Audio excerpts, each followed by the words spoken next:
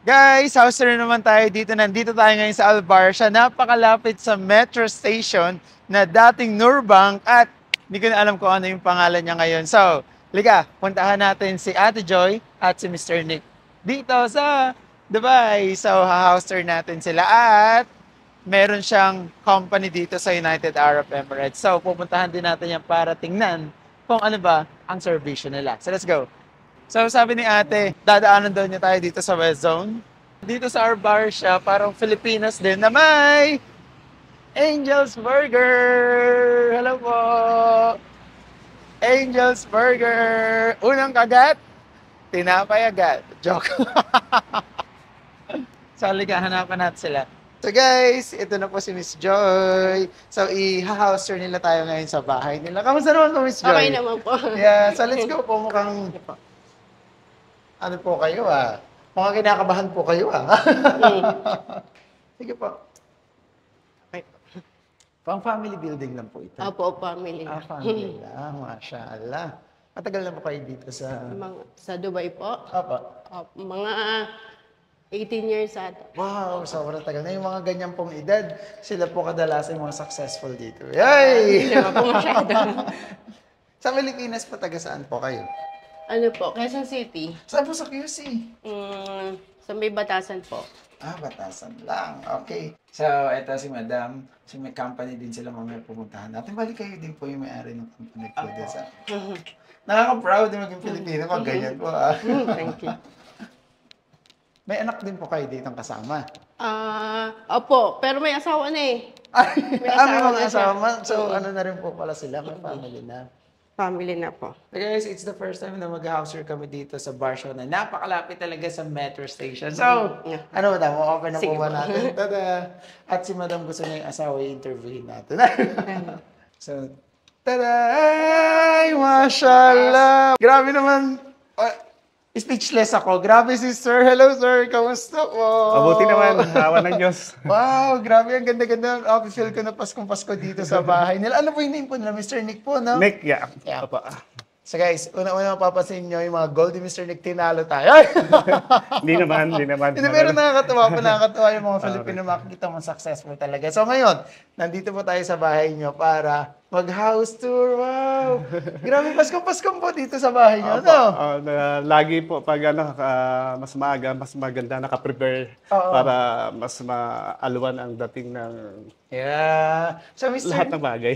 Totoo naman po, at least, di ba, napaka-positive nyo po sa nararamdaman ko yan. Saka yung bahay nila is talagang napakadalang ng ganito po sa, sa Dubai na talagang, Salamat po. talagang mafe-feel mo yung Pasko kasi kadalasan sa mga OFW po, parang malayo sa pamilya, ganyan. So, madalang sila pag uwi ng bahay, so tulog lang, pahinga. So, kayo po, kamusta po kayo? Thanks God, honestly, okay naman kahit paano. Lahat okay. Lahat is okay po talaga po.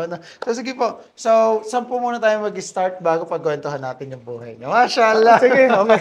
So dito, ito po yung pinakasala nyo. Apa. Ito. Wow, ang ganda-ganda po. Tingnan nyo. Yan.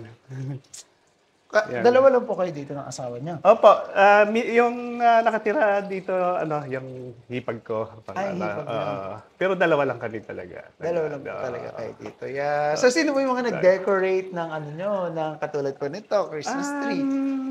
Bali ako. Ay, kayo po din talaga. Mahilig ako Mag-decorate po. Decorate ng paunti-unti lang. Saan po kayo sa Pilipinas? Kasi si Macy's nakausap ko po, taga... Tubong ko, Ilonggo. Ilonggo po ba yun? From Capiz. Tapos, sa Manila, Baliches. Sa Baliches po. So guys, tingnan nyo naman.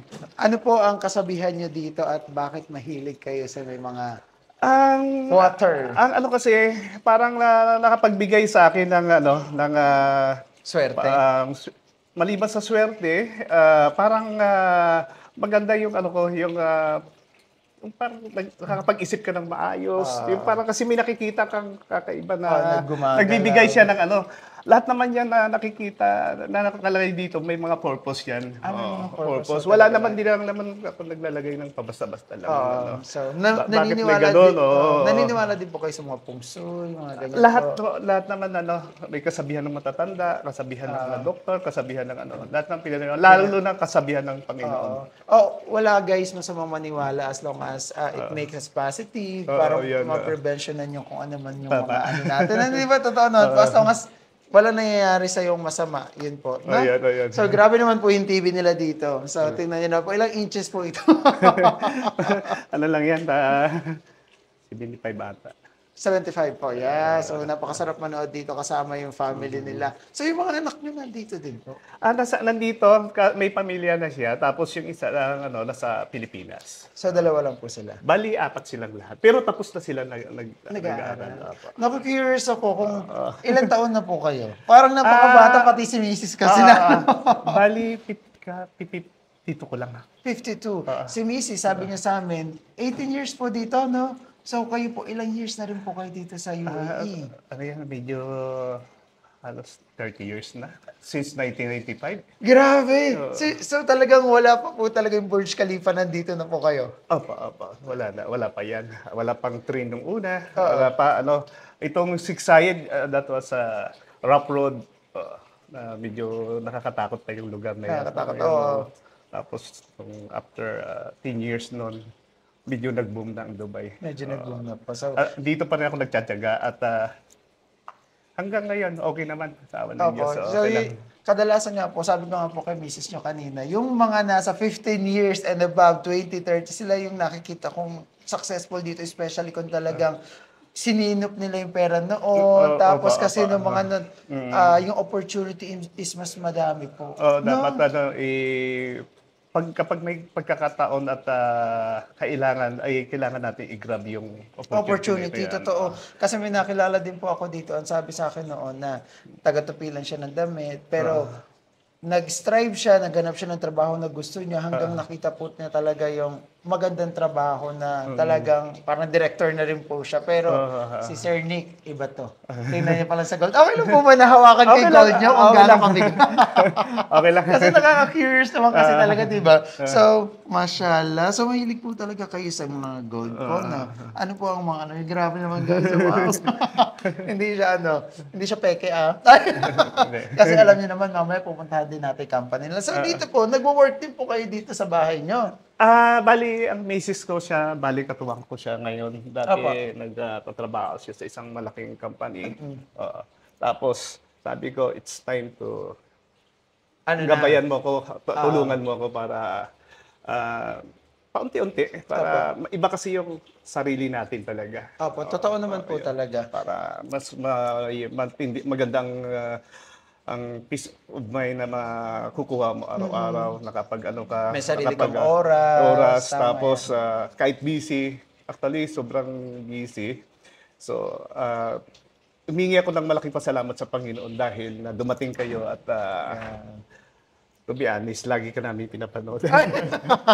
Thank you so much po kasi madami naman po talaga tayong manonood pagtapos gusto din nilang maka-inspire sa mga Filipino, especially sa mga OFW na nagdaan din sa hirap. Kayo po, sabi nyo ilang years na kayo dito pero nagdaan din po kayo sa hirap? Nung una, normal naman talaga yun na pagdating natin dito ay walang-wala tayo.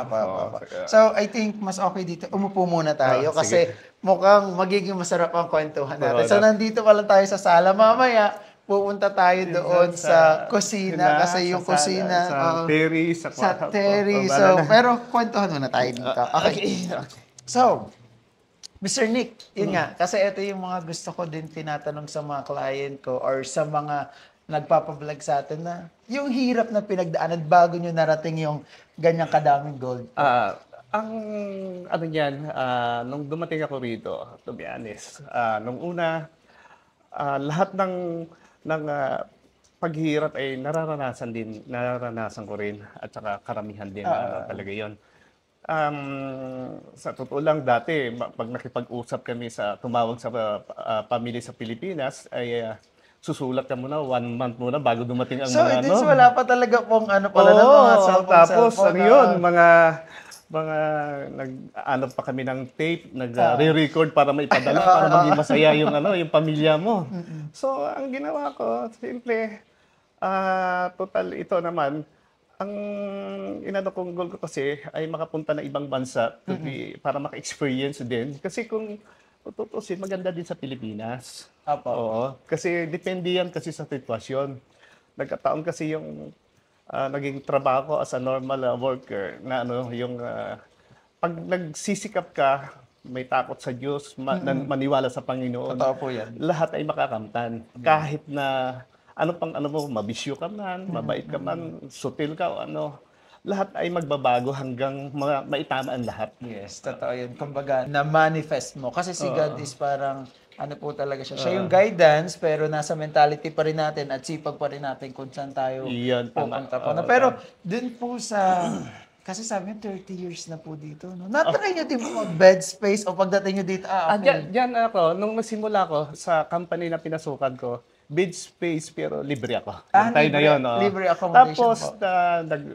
din ako, lumabas na rin ako, tapos nag-bed space din ako. Nag-bed space Oo, po lahat kayo. ng nagsimula ko sa Sharjah. Tapos, ang office namin noon, that was in Al Garhoud. Bali, ka-birthday ko ang Dira City Center. Ay, talaga po. Nung tinayo, nung inopen nyo. Yan, saka naman ako dumating. Okay, may question po ako. Ano yung trabaho nyo dito nung una? Nung una, kung ano ang hanap buhay ko ngayon, ay yun pa rin ang trabaho ko. Ay, seryoso po? Oo, 30 years kong linya yun.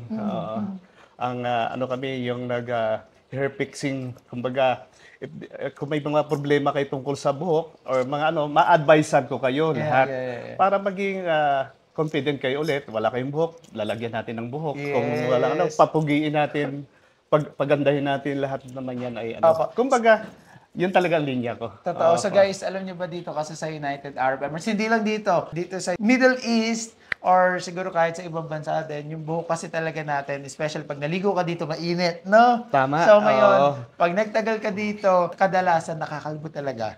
So, numinipis ang buhok. Oo. So kayo, totoo po ba yung buhok nyo? Ay! So, yan. Actually, yung buhok ko, ganyan na yan. Mula dumating ako, hindi makapal, hindi manipis. Yung parang wala lang, ganun lang. Pero Naalagaan ko kasi siya. na-try nyo din po i-treatment siya, ganyan. Oo, kasi ako na yan mismo marunong mag-treatment. Yung halimbawa, nagsisimula ka maglagas ang buhok mo, ma-advisean kita. So, pre-consultation, pwede po ba natin Pre-consultation sabihin yan. dito Oo, na parang, okay, bibigyan tayo mamaya ng advice ni Sir Advice. Nick kung paano ba lumago yung buhok natin. Siyempre, hindi lahat i-disclose natin Saka kasi ipapakita ko rin mamaya sa yung business nyo po doon. Yun, At nakakatawa kasi yung business nila nandoon sa na doon ako lagi. sa Alguer po, no? Hindi, sa may Human Metro Station, beside ng Rock Bank doon, Yeah. after day to day. Eto, kasi sabi niyo po, ayan yung trabaho niyo pagdating dito. Okay. Oo. So, paano nag-start na para, okay, ilang years na po ba muna yung business niyo? Bali, 5.5 years na. 5.5 na. So, worker kayo before, sa isang company lang din po, at yan yung ginagawa niyo. Oo pa. Paano nag-come Bali, up? pangalawa na yung bago Pero ko umalis. same ano po, Same of line, business. Okay. Kailan kayo na parang nag-come up na, okay, gusto ko na rin, madali lang pala, magtatayo na lang ako ng sarili ko. To be honest, ang pag-ano ng negosyo kasi, especially dito sa Dubai, siguro alam mo na rin, Opo. hindi ganun kadali. Opo, Hindi totoo. ganun, dadaan ka rin sa butas ng karayom, ika Totoo nga. po yan. No? Ngayon, ang inano ko, kaya ko naisip ng ganun, kasi actually, from Philippines, talagang bata pa lang ako, business-minded na kasi ako. Nag-ano. Pero ito, mayaman po ba kayo sa Pilipinas bago kayo pumunta dito? To be honest, May kaya? Hindi naman isang kaya, isang tuka, hindi naman isang masabing meron. Pero ang masasabi ko lang, ipapahula ko na lang, kahit papano, dahil sa sipag din siguro na magulang ko, hindi naman kami mayaman. Pero ang nagustuhan ko at nakikita ko sa magulang ko na ginawa nila ay nakapagtapos ang mga kapatid ko ng commerce, engineer, abogado. Wow! Yes. So, So, grabe. ganon. Pero hindi kami mayaman. Kumbaga- Dahil lang sa sipag, kumbaga, sa sipag. kumbaga, hindi ko nga iniisip paano nila na ano yun na nagawa yun kasi mahirap yun, hindi ganun kadali. mahirap yun. Oo, Ang hindi tanong ganun kadali. dyan, si nanay at tatay, ano yung trabaho nila noon? Kasi syempre, Actually, wala na yung mga magulang ko kasi ako yung pinakabunso. Ngayon, bunso po. ngayon ang ano namin, ang business namin about construction. grabe naman po pala, construction. Pero ano, hindi siya construction na ano na hindi katulad ngayon na sobrang laki, no. Kasi nung unang panahon nung mga ano, that was naalala ko lang 70s, 80s. Nakikita ko, siyempre nung una sa probinsya pa lang 'yon, nakikita ko mga small ano lang projects, mga bahay-bahay. bahay-bahay, pero mga bahay ng mga mayayaman, 'yon. At nakita ko, at saka nakikita ko kasi, naabutan ko, marami din kami tauhan dati, ang tatay ko. Mga more than 150 people, person ata. So may kaya po talaga din Wala kayo sa naman, Pilipinas. hindi naman masabi, wala naman. Kasi hindi ko masabing ano, kasi hindi naman kami mayaman eh. Hanggang ngayon, di naman. Napaka-humble ni Sir Nick. Pero Lika, pumunta muna tayo dun sa kwarto nila kasi sabi niya na-try daw niya dito yung bed space. Siyempre, nakita natin tong sala nila mamaya, lalabas tayo. Okay lang po natin yung kwarto. sige po, sige. So, na-excite ako kasi... So ngayon po, magkano yung binabayaran nyo dito sa isang buong flat sa isang taon? Dito, nasa 65 yata. 65 per year? Uy, pas one bedroom lang po siya. One bedroom lang siya. Yeah, so guys, Kasi ito. malapit siya sa along the metro. Oo, kaya malapit mahal nga kasi po. pag ano, Pag along metro po talaga siya guys, and pwede ka mag-wine. So napaka-organized ng bahay nila. At wow! Yeah. Grabe, na ano ako, na-deceive ako ng view para ako merong doon, dagat.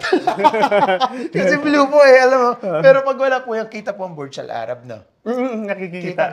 Wow, ang ganda kasi Sheikh Zayed Road na. Nakikita pa rin. Andun, nakikita pa rin. Nakita. So bakit dalawa po yung bed dito sa ano niya? Pag may bisita, dito yung matutulog. Actually, nung una dito, kapag yung dumating ang biyenan ko, galing Pilipinas, yan. Tapos sa mga ngayon, ang natutulog dito yung hipag ko. Ay, so dito po kayo, or hindi din po kayo dito madalas nag-stay? Madalas din dahil minsan nasa kami sa hotel na tutulog, may lakad, may ganon. Oo, kasi may branch din po ba kayo sa Abu Dhabi? Actually, gusto ko na magkaroon ng ganyan.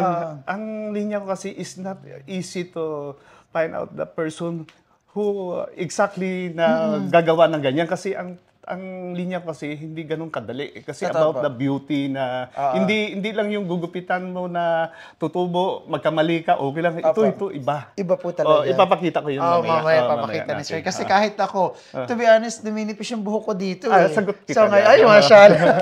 Tapos yung iba, so syempre, ito sa mga Filipino, most of the time hair. Pero kaya nyo din po kahit sa part ng, or sa ulo lang po talaga. Actually, ang ko talaga sa ulo, pero sa mukha, maano din natin. Siyempre, kasama kasi sa linya namin yan.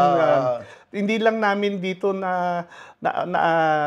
actually na-apply ko na rito, pero nagpo-focus kasi ako sa buhok dahil ang buhok, iyon ang kasi especially from the local people, Muslim Saka sabi nila parang ang buhok daw parang nasa 70% kasi yan pag tinignan ka, iba yung na parang mas nakakagwapo, ibang-iba talaga. So hindi lang po sa lalaki, pati sa babae din. Basta may buhok. May buhok. So ang gusto niyo pang business, walang buhok. Lalagay lang buhok. Ay! Sige po, so dito sa kwarto nyo, so, yan, napakalambot ng kwarto nila. Meron din sila ditong CR, and yan, tingnan nyo naman yung mga closet nila, tada salamin, nakakatawa. Pwede po mga i-open. I-open talaga. Okay. Medyo lang, hindi lang na ito. Nice. Wow, maayos nga po. Hindi naman masyado. Pwede po mga i-open yung bolt. Joke lang, ay! Pwede din. Joke lang po. Ito, puro grabe, ang daming bolt nila, sir, dito sa hanggang bolt lang. Napaka-humble at puro bolt lang. nyo talaga po, no? Napaka-organized. So, ang laki ng bolt nila. Di ba? So, dito naman po, nag-exercise din po kayo. Minsan, dati sa gym, ay wala nang oras. Sabi ko, pag busy na po talaga. busy na. Hindi katulad dati, talagang araw-araw. Yeah. Ngayon, wala na. Ano na. Na ano na po. Oo. Talagang pag ganyan pag business na, talagang mas iisipin ko kung paano kumita ng pera. Kumita, ganun. Kasi sa amakin mo, araw-araw, nag-iisip ka, may mga pinapasweldo ka. Oo. Ang rent mo, ang ano. Siyempre, ibang-iba, layo. Hindi, Layo. totoo po. Ako Oo, din naranasan ko yun. oo, Kasi pag grabe. tayo or kayo nag-failed, lahat ng tao mo failed din. Kasi, Masakit. Yun ang number one ko. Oo. Di bali ma-failed ako, wag lang yung mga kasama yung ko. mga tao niya. Alam nila yan, alam ng Panginoon yan. Oo. Ang main Mas purpose inuuna ko niyo talaga, sila. inuuna ko ang mga taong nakakapaligid sa akin na nangangailangan. And Yeah. God knows I help too much. too much. Madaming tao po talaga. Dami talaga sa awan ng Diyos kahit nung siyempre sa kabataan natin, kahit mabisyo ko, talagang siguro matulungin yata ako. Talagang, oo. Sige, punta po tayo dito sa ano, bago natin pag-usapan yung mga bisyo nyo. Nakapanga... Natawa si Ano mga bisyo po ba ang nagawa nyo? Yung mga bawal na... Hindi naman, ano na lang. So wow! Ang ano dito lalo na pagtaglamig. Tingnan maganda mo, dito. Pagtaglamig. Kung tinuupo tayo dito, sir, kasi tingnan nyo naman, Lalo na kung wala pa itong ginagawa. Oy, tingnan mo, iyan yung Burj Al Arab. Kitang-kita dito. Yung metro, eto lang pala. Oo. Yung Kaya ganun. entrance pala kanina, sa likod lang po. Pero eto yung harap nila. Ang ganda naman pala ng view nyo po. Ayun, talagang Yeah. view. Lalo na pag taglamig dito, guys. Kasi ngayon, medyo hindi pa ganun kalamig. Medyo mainit pa. At, yeah. So, masarap pa dito tumambay. Oo, yan. Lalo pag, pag nag-iisip ka, anong gagawin mo kinabukasan, anong plano mo sa buhay, anong plano mo sa mga tinutulungan mo, ano mo, dami mo iniisip, anong plano mo sa mga tao mo, paano ka pa makatulong, ganon. Yun, habang nag-iisip dito ako tumatambay kami ng misis ko. Yan, nagko-coffee kami diyan. Tapos Nagiinom din po kayo dito. actually, yun nga yung sinasabi ko dati, marami akong bisita araw-araw.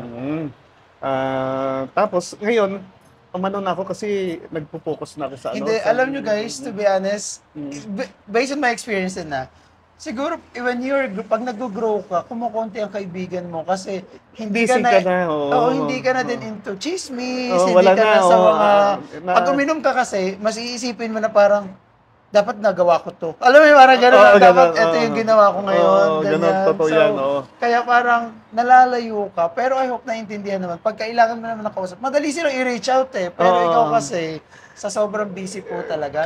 Kasi iniisip ko, hindi lang kasi iniisip ko yung sarili ko, ang iniisip ko, Maraming tao na. maraming tao na, gano'n. Paano pag lumapit to sa akin, wala akong maibibigay. So, kailangan gagawa ko ng paraan na may maibibigay ako kahit konti. Napakabait ni Sir, pero mainit pa. Hindi ka sa loob. Pero kayo din po yung gumawa niya mga decoration Ako din. Wow, cool. Dito naman tayo dadaan diretso sa kanilang sala po. Kasi kanina dito tayo. So, I think sa gabi din po, puro Christmas light. So, sige po, mauna na po kayo, Sir Nick. Saka tingnan nyo, gusto ko rin gawin yung ganito kasi alam mo, mafe-feel mo talaga yung Pasko. No? Mapipil mo, para kahit na nandito tayo sa Dubai, parang maganda sa feeling. Kasi ang purpose ko kasi, ito sasabihin ko, bakit ako nag-prepare ng maaga. Kasi excited ako dahil Christian ako, naniwala ako doon sa kapanganakan ng ating Panginoon. So, yun talaga ang purpose. Hindi ako nag-decorate para ipaganda lang. Hindi, may purpose kasi ako na masaya ako na binuhay niya ako. Totoo po yan. Yan yung mga nakakalimutan ng mga tao na bakit tayo nagsa-celebrate ng Christmas is because kapanganakan ni Panginoong Jesus. Hindi yung dahil magbibigay ka, hihingi ka. Di ba ganun yung mga yun ang karamihan. Pero ibang since from the beginning, talaga kasi ako nandun yung puso ko sa Panginoon na hindi ko, dahil siya lang ang malalapitan natin kapag may problema man o wala, kailangan hindi tayo nakakalimot ang totoo natin pagmamahal sa Kanya. Totoo. Yan. Dahil po dyan, nasubok na po kayo ng Panginoon.